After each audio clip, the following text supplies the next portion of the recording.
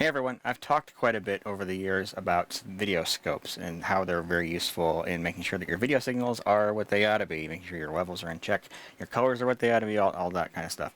And I've mentioned a few times that I have this Blackmagic video assist monitor. This is the older 7-inch version. I've had this for a while, and this has been an absolutely indispensable tool for not just making sure that video signals are set up right, but also for just general troubleshooting. I mean, you can see it's battery powered. It's got SDI and HDMI inputs on it, and it's something that I very often am carrying around with me when I'm testing or troubleshooting problems at an event, because it is portable and it's something I can just plug into an input or an output and check and make sure that everything's working properly. This thing's been absolutely great. The trouble with this thing is it's sometimes a little bit big. I got asked to do some technical directing on an event out of town where I had to fly, and I didn't want to check any bags, and so I was limited in how much stuff I could take. And so I was looking around for something that was going to be a little bit more portable, a little smaller, take up less space. And I came up with another product from another company. I'm known for using Blackmagic stuff all the time, but in this case I actually got something from somebody else. So make some room here and pull out the other product that I bought. So this is the Shinobi SDI from Atomos, and it's considerably smaller than not just this video assist, but also the 5-inch video assist from Blackmagic as well. Let's take a quick gander as to what's in here. I needed something that was going to be nice and small, and this fit the bill. It's because it's quite a bit smaller than even the Blackmagic 5-inch monitor. So this is a 5-inch monitor. In terms of inputs, it has SDI on the back, and there's also a SDI loop. The SDI only accepts signals up to 3 gig SDI, which means up to 1080p at 60 frames per second. Does not do 4K. However, the HDMI input does do 4K at up to 30 frames per second. So if you have a camera that outputs HDMI in 4K, you can actually monitor that on here. And that's essentially it. You know, it's very simple. The quarter 20 mounts on the top and bottom, so you can mount it on a camera or whatever if you want, and then there's a place for a battery. So I'm just going to grab a battery here. The battery actually does add considerable bulk. It does come in the box with basically a fake battery, and you can plug into the wall, so you can get AC power that way. However, I hardly used it that way. Mostly run it off a battery. So there it is. The other thing I did when I got this is I picked up this really thin Sdi cable. This is 10 feet long, which is basically, it's really small, even though it's 10 feet long. And that allows me to keep a nice portable small cable with me anywhere I go. And I'll go ahead and flip this on. There's a power switch there on the back. And we'll go ahead and let this boot. And the two of them have roughly similar functionality, aside from the fact that this does not record. It's only a monitor. The video assist does have a recorder built into it. A recorder was actually not necessary, unneeded bulk and weight. So notice across the bottom here there's a bunch of icons that you can choose different views. So there we've got a waveform view, and that's a parade, another parade. There's a vector scope, zoomed in vector scope. We've got a histogram. You can tweak different parameters about all these things. It's also got this really cool view, which is actually how I use it the most. So you get a sort of compressed waveform monitor there, and you've got a color histogram, then you've got a vector scope, audio level meter, and then you've got a brightness control, so you can adjust the brightness of the scopes there on the bottom. So yeah, this thing is definitely proven its worth. So it's very, very small. You can put a tiny battery on it, and it's almost small enough to carry around in a pocket, and allows you to monitor what's going on with your video signals. It does have a 1920 by 1080 screen on it. It will accept signals up to 1920 on the SDI, and it will actually do 4K at up to 30 frames per second on the HDMI.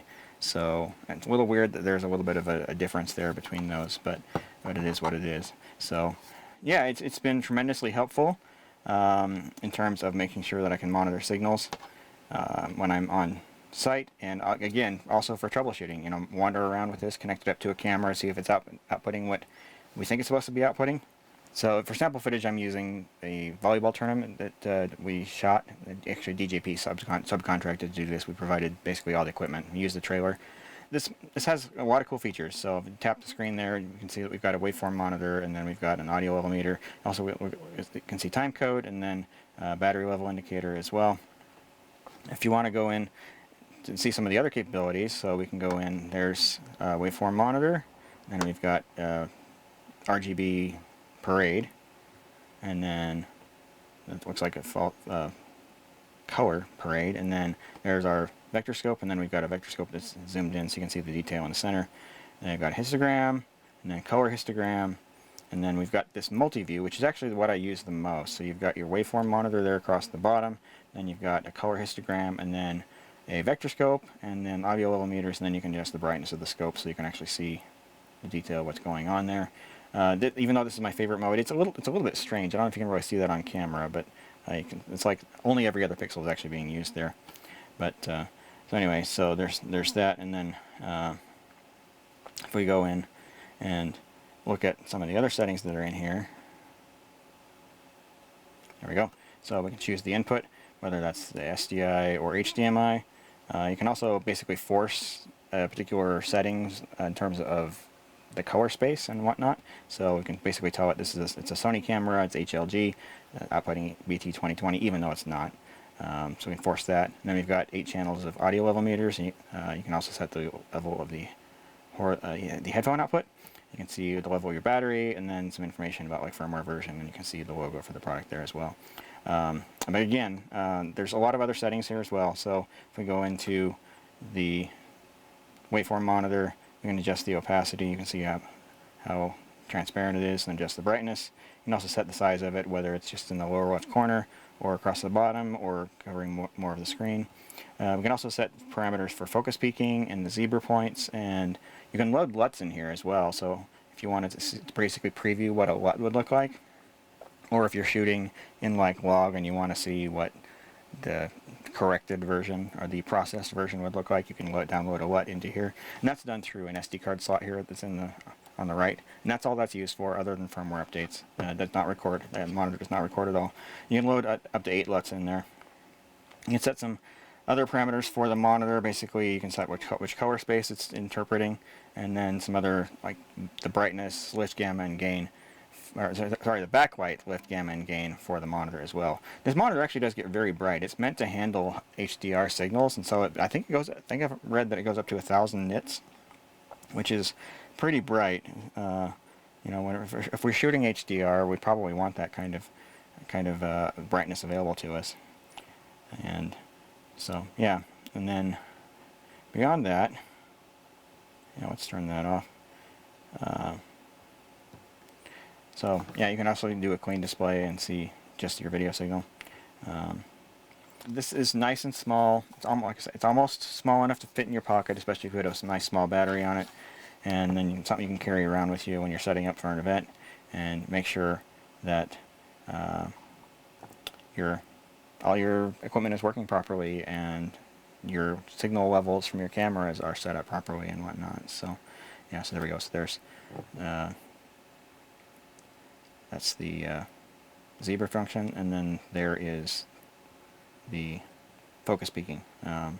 Very faint. You probably won't be able to see that on camera. And then there's the false color as well. So false colors are very useful for setting exposure as well. So anyway, it's a pretty cool product. It's available for, I think it's $300. I think that's what I paid for. I think I paid $295, and it's been very valuable since I got it. I've used it for a number of events so far, and yeah, it's been absolutely great to have just as an additional tool in the kit to make sure that video equipment is doing what it's supposed to be doing. So anyway, if you guys have questions about this, you can leave those in the comment section down below, and hopefully the community can help weigh in on answering those. I'm just at the point now where I can't get to every question that comes in, but I'm happy to try.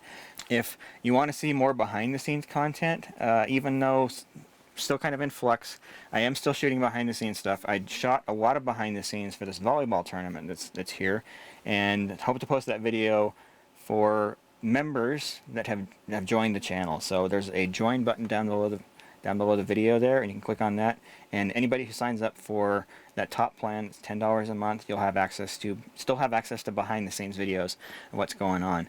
And like I say, I took everybody on a full tour of the volleyball tournament. So I'll see all the cameras set up, see how we worked in the trailer, actually a little bit of footage of us working in the trailer. So if you want to see the behind the scenes of how we do some of these things, that's a great way to do that. And we have been able to keep up on that schedule of doing one of those videos a month on this channel, even with everything else that's in flux. So anyway, thanks everyone for watching, and we'll catch you on the next one. Talk to you later.